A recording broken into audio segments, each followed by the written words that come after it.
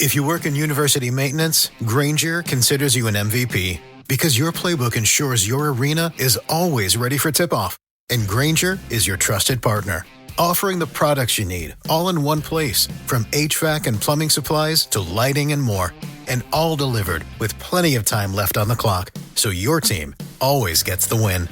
Call 1-800-GRANGER, visit Granger.com, or just stop by. Granger, for the ones who get it done. It's deck days at Lowe's, and the savings are stacked. Right now, pros get 15% off all in-stock composite decking from top brands like Trex, TimberTech, and Decorators. Plus, get a free DeWalt 20-volt max 5-amp-hour battery when you buy a select DeWalt tool. The deck's stacked in your favor with brands pros trust. Our best lineup is here at Lowe's. Valid through 4/22 while supplies last. Selection varies by location. Yo, ladies and gentlemen, thank you for listening, downloading, and subscribing to the latest edition of the 12 Kyle podcast. I'm 12 Kyle. Check this out. All right. So what I want to talk to you about on this podcast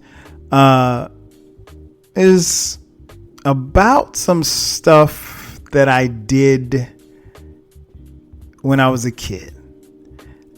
If you're like me, you probably got into some shit back in the day. Now, I don't know. Maybe some of you were goody two shoes. And then maybe some of you were just straight up thugs that just, derelicts that couldn't stay out of trouble. Well, I was neither, but I was the kind of kid who, would from time to time, do mischievous things. As the old people would say, I was sneaky, just to say the least.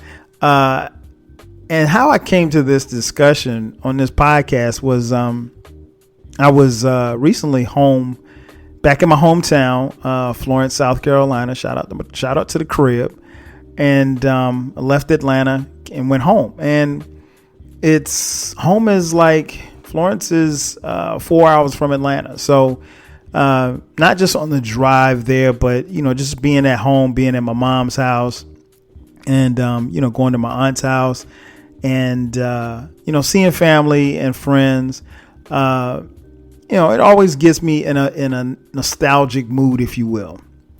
And on this particular trip, I just took a trip down memory lane about, some dumb shit that I did growing up. And I really do consider myself to be a very intelligent young man. That being said, I had a few moments where I did some dumb shit. And, we all... If you were a kid, like, you did dumb shit. And so, like, I grew up in the 80s and the 90s, and, I knew right from wrong. I wasn't going to rob anybody or sell dope or anything like that. But, I was going to do dumb shit from time to time. Nevertheless, I got a couple stories. All right. So the first dumb thing that I did, I had to have been, I want to say I was like 10 years old or something. I was probably about 9 or 10. And I'll never forget it. We were at my aunt's house and just, kicking it, playing in the yard. And I was with my cousin Eric. And my cousin Eric I'm 9 months older than him. And our mothers or sisters. We're cousins by law, but we're really brothers, So me and Eric been together all of our lives. I've been in his life, all his life. So we were in school together, same grade, whole nine. So at this particular point, I was like maybe 10 or 11. He was 9 or 10. Let's just say I was 11. He was 10. And I I'll never forget. It was a summer day, and there was this big oak tree in my aunt's front yard.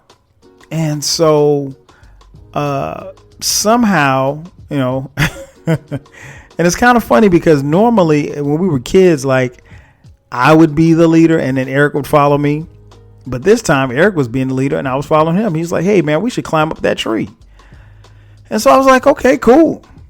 I didn't think anything of it. Let's bet we'll climb up the tree. So we climb up the tree. Well, he climbs up the tree first, right? And there's this huge branch. And he climbs up the tree and he's probably about a good 13, 14 feet off the ground. There's this big branch and he's standing on the branch and he was like, yo, I'm going to jump off this branch.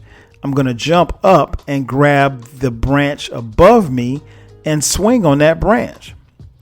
And the branch, that he was standing on was pretty sturdy. It was huge. And the branch that he grabbed, looked it wasn't as thick, but it was still sturdy. And so he was swinging on the branch. Okay, so he did that and swung on the branch, like like Tarzan, I guess. And so he said, you should do it too. I was like, okay, bet.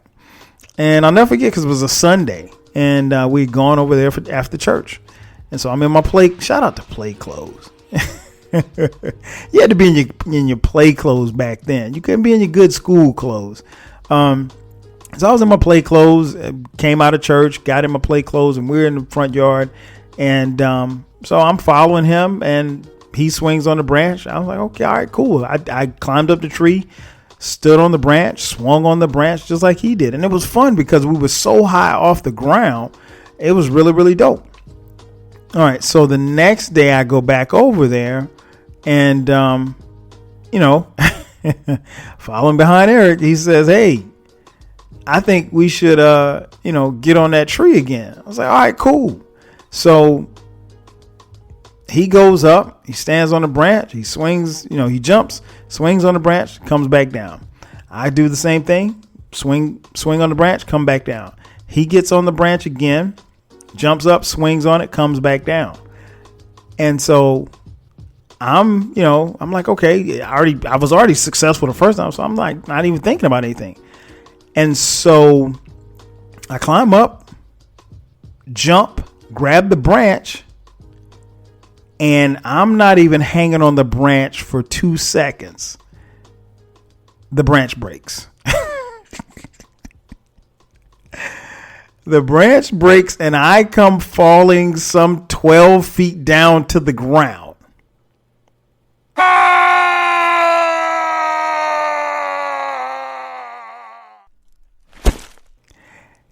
And when I hit the ground, my left wrist snaps. I've got a broken wrist. And I was in so much pain. I was crying. I was trying to hold my wrist, and it was just like I'd never seen it. Didn't look broken, but it was broken. And so we run inside, and I'm crying, and he's like, Kyle fell out the tree. Not that I jumped out of the tree. His words were, Kyle fell out of the tree. So my mom's panicking and everything. So they rush me to the hospital, and it's not bleeding or anything, but it's just broken. And I mean, like, it's clearly broken. And so they fit me for a cast and put it in the cast. And at this time, my mom, she's not even fussing. She's just trying to make sure I'm okay. She's trying to keep me calm. So they put me in a cast. And what was interesting was we had, my aunt had we just gotten a pool at my aunt's house, right? And my mom had just signed me up for swimming lessons. So guess who couldn't get in a pool for the next 8 weeks? And so I never forget, my mom paid $40 for swimming lessons. And she was hot that her money had gone to, the way she was like, I don't know how you're going to learn how to swim because, I wasted my money on the swimming lessons and now you can't go. And I couldn't get a waterproof cast or anything like that. And so I was extremely determined to learn how to swim. And when I came out of that cast, I did. But again, doing dumb shit. Who jumps in a tree to jump on a branch, not thinking that the branch at some point was going to break? That would be me. But again, doing dumb shit. Oh, there was another time I did some dumb shit. This was my senior year in high school. Riding with the fellas, riding with some of my teammates. We were in a car, and my mom, she always told me, me and my brother, like, look, I don't care what you do. I don't care where you go.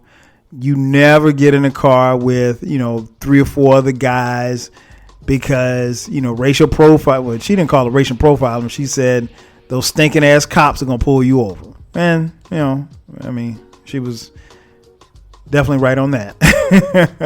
But anyway, so I'll never forget, like, for some reason there was a breakout, if you will, of road signs being stolen. Now, nobody necessarily knew who was stealing the road signs, but road signs in our county, in Florence County, were being stolen. So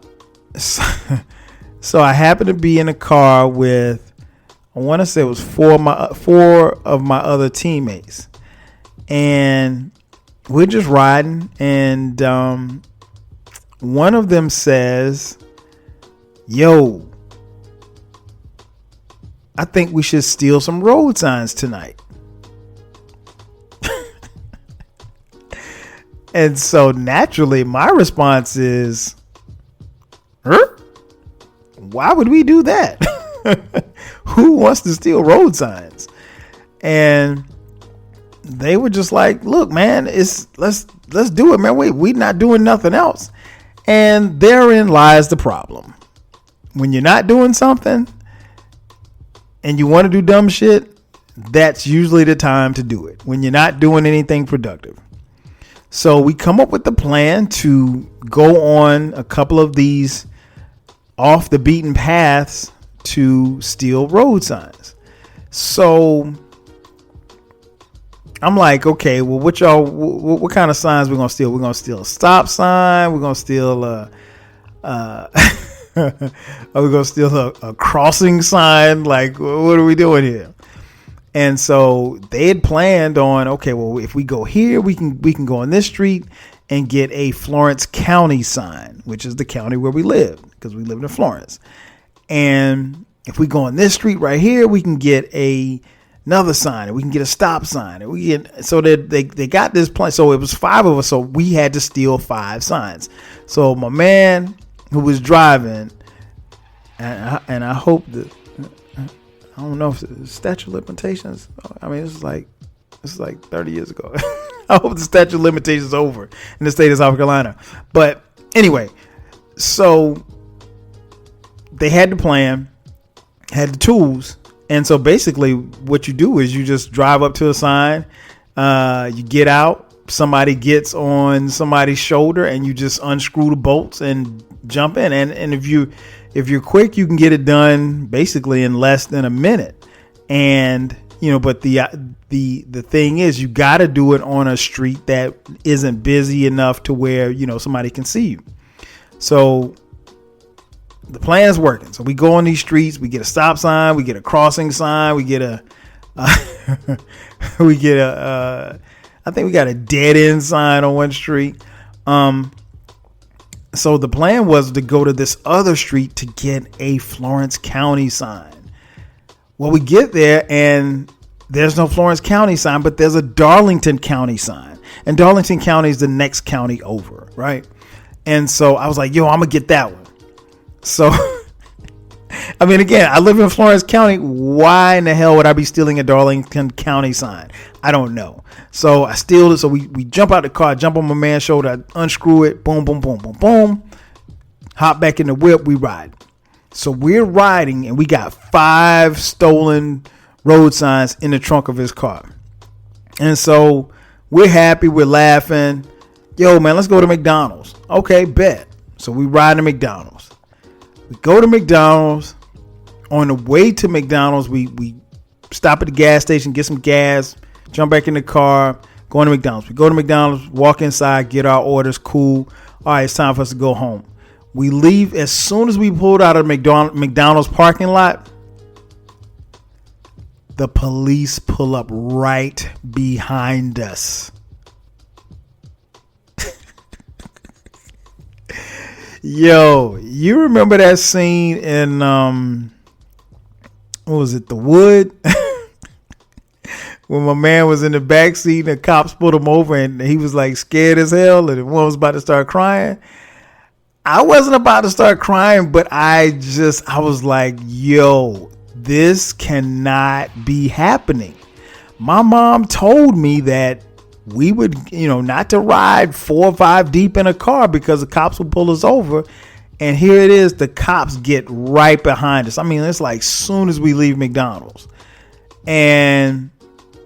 But they didn't pull us over. But this cop, I mean, like when my boy who was driving, he's like, hey, man, everybody just be cool. Don't turn around. Don't turn around. And so I'm sitting in the back. I'm sitting in the back seat sweating bullets. And so the cop pulls up beside us. He doesn't pull all the way beside us, but he pulls in just enough to see, how many people in the car. Then he falls right back behind us. In the meanwhile, we're going through these stoplights or whatever, and we're on the south side of Florence, and we're trying to get to the north side where we live.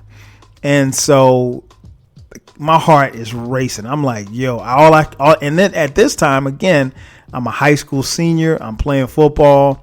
I'm being recruited by schools.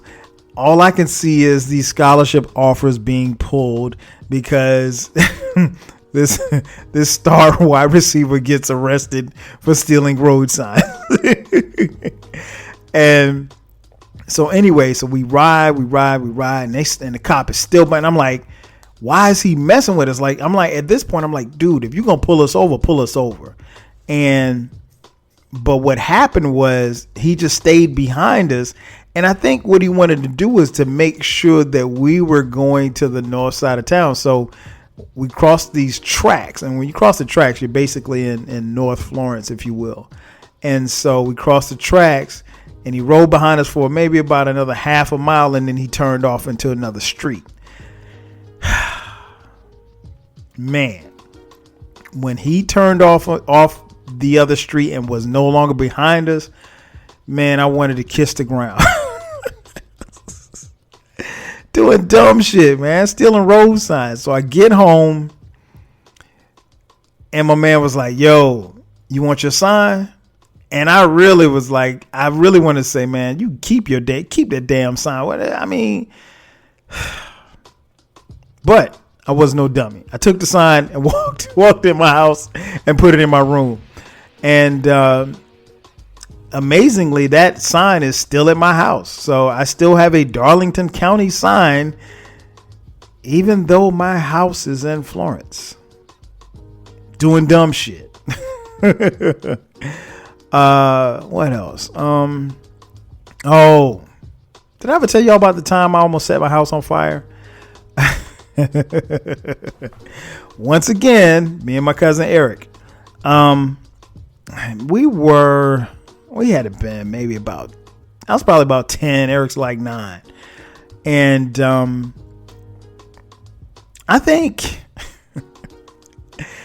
Eric had this fascination with fire, because I remember him being the first one to show me how to do a blowtorch. And what I mean by that is that you would take a lighter and light it, and then you would take an aerosol can, any type of aerosol can. It could be spray paint, it could be Lysol, whatever the case may be. Shake up the can, and when you spray it over the lighter that's lit, it comes out like the fire comes out like a blowtorch. So we would, Eric would set like ants on fire and any type of, little insects that he would find. He'd burn them or whatever. So, nothing crazy. Looking back on it, might have been crazy, but no animals were killed. All right, so check it. So Eric was like, yo, let's get some pine straw. So, where we lived, these big pine trees, and pine straw would fall from the trees or whatever in the fall. And so we were just playing with pine straw. We were just, kind of stacking the pine straw up, and, just, I don't know why we just decided to make these big piles of pine straw. So he gets the bright idea. Hey, let's take it on the porch. Okay. So we go on the porch. And so he goes inside the house and he comes back outside with a lighter. And he's like, yo, let's light the pine straw. And I was like, okay. I didn't think anything of it. Now, fortunately for us, our porch was brick, right? It wasn't like a wooden porch or anything like that. So he goes in the house and he comes back with a lighter, and I see him trying to flick the lighter as he was walking out the door, and he really couldn't get it to flick. So he gets out there and he's about to light the pine straw, or he's trying to light the pine straw, but the lighter isn't really clicking the way that it should. So it's not getting lit, or it's lighting it, but it's not really catching on fire, if you will, because the light coming from the fire coming from the lighter isn't strong enough to light it, if you will. And for some reason, we had this neighbor who lived across the street. And if you remember the show 227, remember the character Pearl, who was like always hanging out of her window and knew everything that was going on the block or whatever like that in the building. We had our version of Pearl. Her name is Miss Grimes. And so Miss Grimes decides she's hanging out the window. So she's seeing Eric and I lighting the pine straw on our porch, not thinking that in one fell swoop we could burn the whole damn house down, right? So so we don't see Miss Grimes, right? We don't see her. She's in her window, and I guess what she did was she went inside and called our house, because I do remember hearing the phone ring, and she called the house. And so Eric's mom, my aunt, she comes outside and she was like, what the hell are y'all doing? And just when she did that, Eric got the pine straw to light really, really good. And so the fire starts, and my aunt opens the door. She's yelling at us, and she jumps outside and she jumps on top of the fire, and she stomps it out really, really quick before it could really, really, get big. And I'm going to be honest, we didn't think for 1 second that we could burn the house down. Why? Because we were just doing dumb shit. Oh, man. Memories. Last one. And I've talked about this on my blog, but I've never talked about it on the podcast.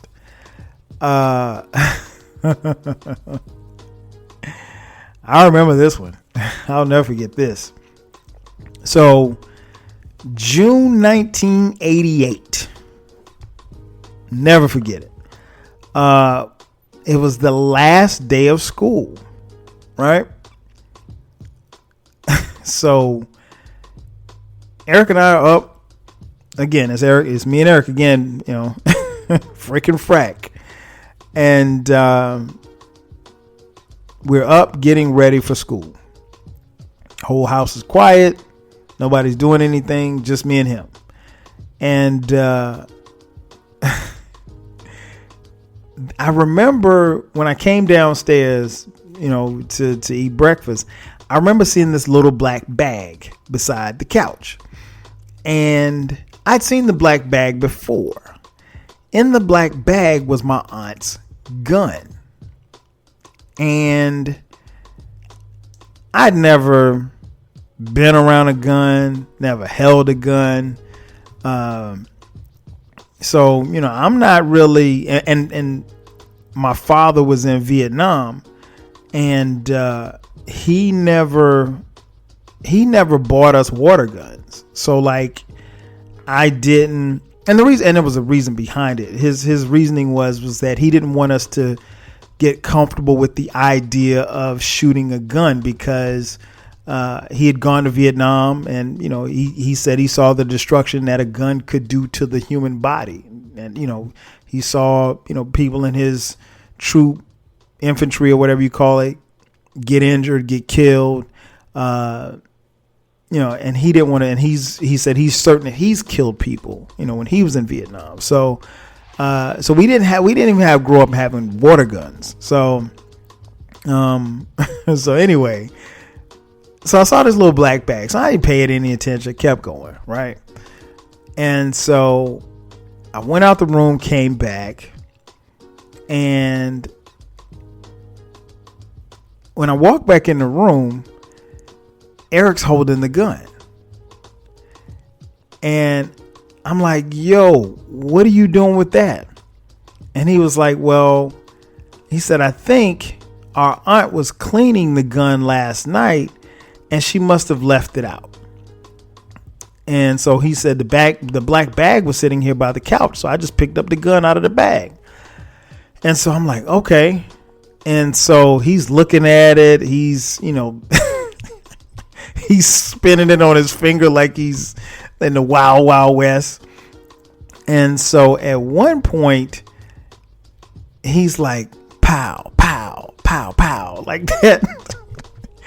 And he points it at me, and I'm like, yo, don't point that shit at me. And he was like, man, ain't nothing in this gun. He was like, the clip ain't even in.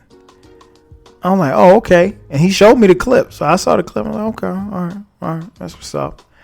And so I'm still, trying to get my breakfast, get myself together. I walk out the room, walk back in, and he's still holding the gun. So at this point, curiosity gets the best of me. So I'm like, yo, let me hold it.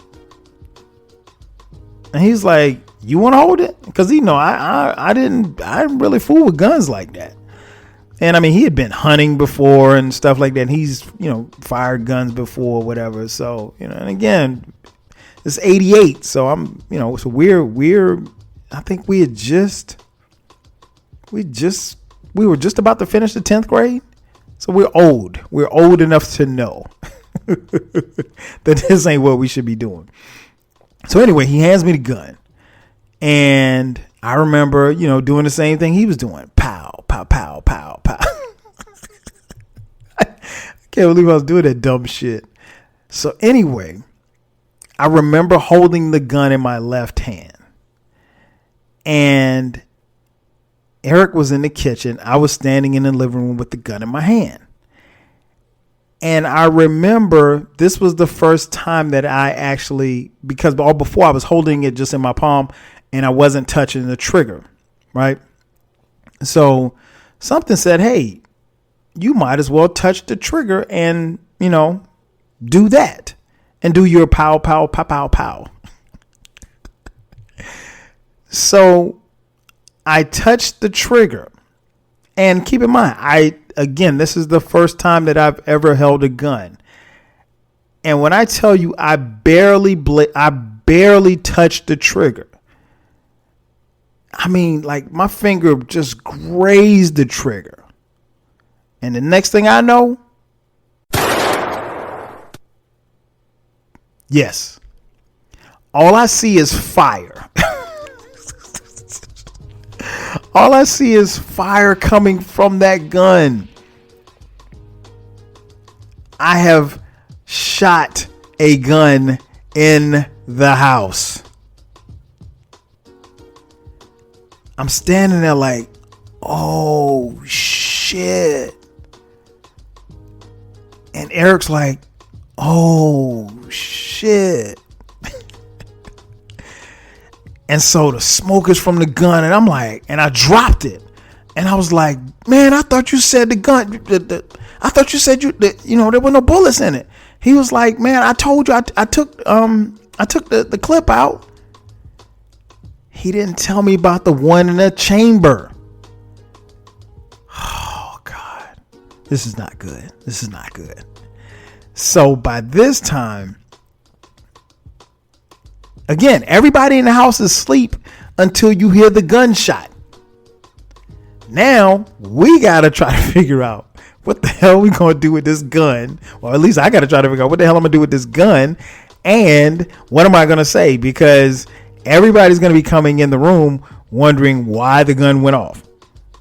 So I quickly scrambled, picked the gun up off the floor, put it in the bag, put the bag back on the floor near the couch.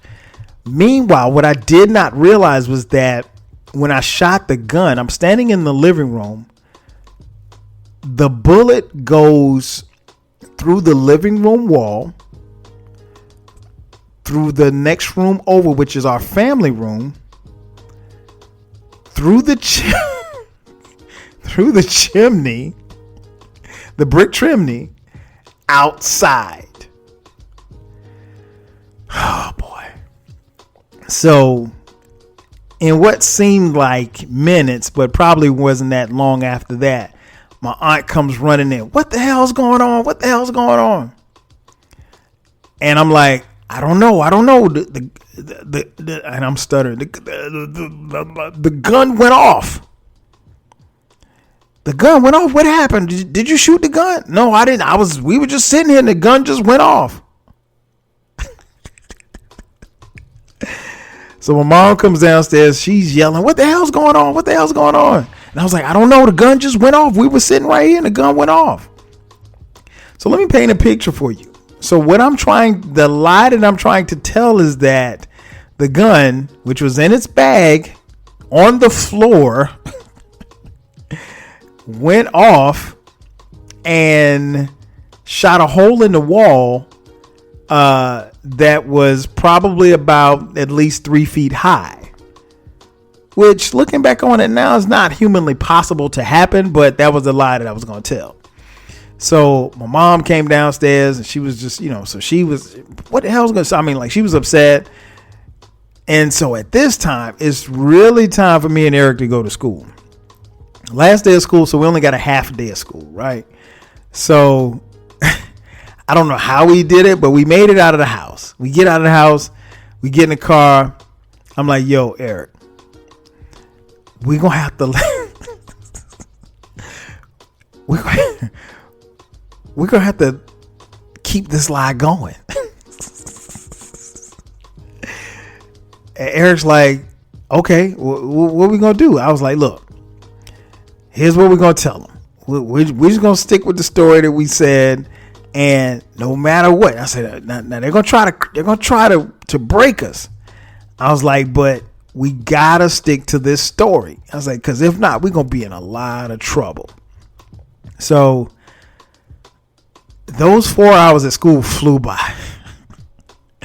So we get home. When we get home, we walk in the door.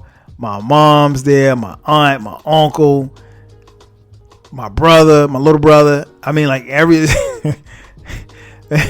felt like everybody in the world was in that room. So, holes still in the wall. The gun was gone. And so my uncle was like, sit down. He's like, I want to know what happened this morning. And so I looked at Eric. Eric looked at me. And so we proceeded to tell the same lie. So they said, Eric, what happened? So Eric told a lie. He said, look, the bag was on the floor. We saw it. We don't know what happened. We were sitting here and the gun just went off. So Kyle, what happened? The bag was sitting here and the gun just went off. And so like the whole time, like looking back on it now, between my mom, my aunt, my uncle, I mean, you could see the steam coming from their heads and their eyes like bloodshot red because they knew we were lying. But like, you know, they couldn't kill us right then. And we were too old to be getting spanking. So, you know, that wasn't going to happen. But so we lied. They asked us twice and we gave the same story. But now I will say this much, and I got to shout my cousin Eric out, man. Eric was a G because he wasn't going to fold. He wasn't going to fold. He stuck with it. I mean, he's riding. He's still my man, still love him to death. He was going to ride the lie out. So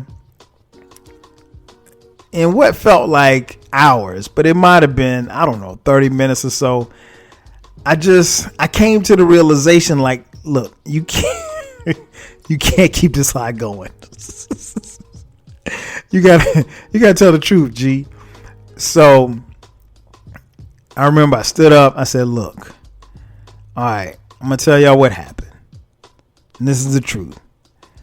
And so I told him what happened, told him that my finger just grazed the trigger.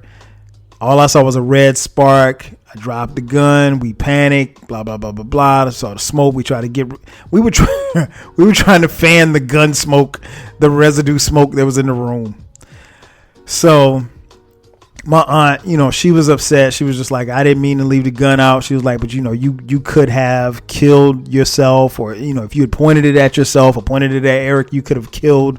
And you know, that was the sad part about it. And once that reality kind of hit me, I was shook. I was like, damn, I ain't really even think about it like that. Cause you just, you know, you never know, but you hear about, you know, guns and kids, in these type of accidents all the time. And so, you know, my mom and my uncle, you know, they both spoke and they were extremely disappointed. I think they were upset that it happened, but they were even more upset that, you know, the two of us lied about it. Right. So they just, my mom said, you're going to be on punishment for the rest of the summer. And we had just got out of school.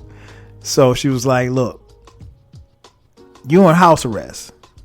No TV, no phone, no going outside. Man, you might as well send me to prison. You might as well send me to prison. Because in 88, that's what you did. You hung outside with your buddies. You talked on the phone and you watched TV. I mean, like, if this was, you know, 2018, I mean, it would be no big deal. I'd be like, all right, cool. I'll just sit here and mess around on my iPhone. I'll mess around on the internet. But in 88, nah, you couldn't do that. So it was like, and I literally spent the entire summer in the crib. No phone calls. I remember there was this girl. There was this girl at my school in my class that was really trying to holler at me, and I couldn't call her. She actually gave my man her number and told him to tell me to call her. I couldn't call her. And the whole summer went by and I never called her. And she ended up talking to some other dude. I mean, so I never left the house. I was literally on house arrest. I left the house. My uncle got married that summer. We went to his wedding, and that was the only daylight I saw. And I mentioned, you know, before we had a pool. So imagine having, you know, cats having a pool party, or my friends would come over and swim in my pool, and I was in the house. I couldn't even come outside. You know how whack that was? But that's what happens, man, when you do dumb shit. You know, and now naturally, as a father of four that I am, you know, my wife and we, you know, and we talk about our childhoods all the time with our kids and, you know, things of that nature. I'm very fortunate and blessed that they haven't done any dumb shit like this. You know, but knock wood, there's still time. But But yeah, man, I mean, let this be, a cautionary tale to anybody listening, particularly some of the younger people who listen to this podcast. Whatever you do, hey, man, don't do no dumb shit. Thanks again for checking out the latest edition of the 12 Kyle podcast. I'm your boy 12 Kyle. We'll catch you guys next time. 5 G's. If you work in university maintenance, Granger considers you an MVP because your playbook ensures your arena is always ready for tip-off. And Granger is your trusted partner, offering the products you need all in one place, from HVAC and plumbing supplies to lighting and more. And all delivered with plenty of time left on the clock, so your team always gets the win. Call 1-800-GRANGER, visit Granger.com, or just stop by. Granger, for the ones who get it done.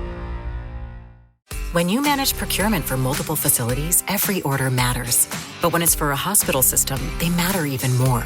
Granger gets it and knows there's no time for managing multiple suppliers and no room for shipping delays. That's why Granger offers millions of products in fast, dependable delivery, so you can keep your facility stocked, safe, and running smoothly. Call 1-800-GRANGER, click Granger.com, or just stop by. Granger, for the ones who get it done.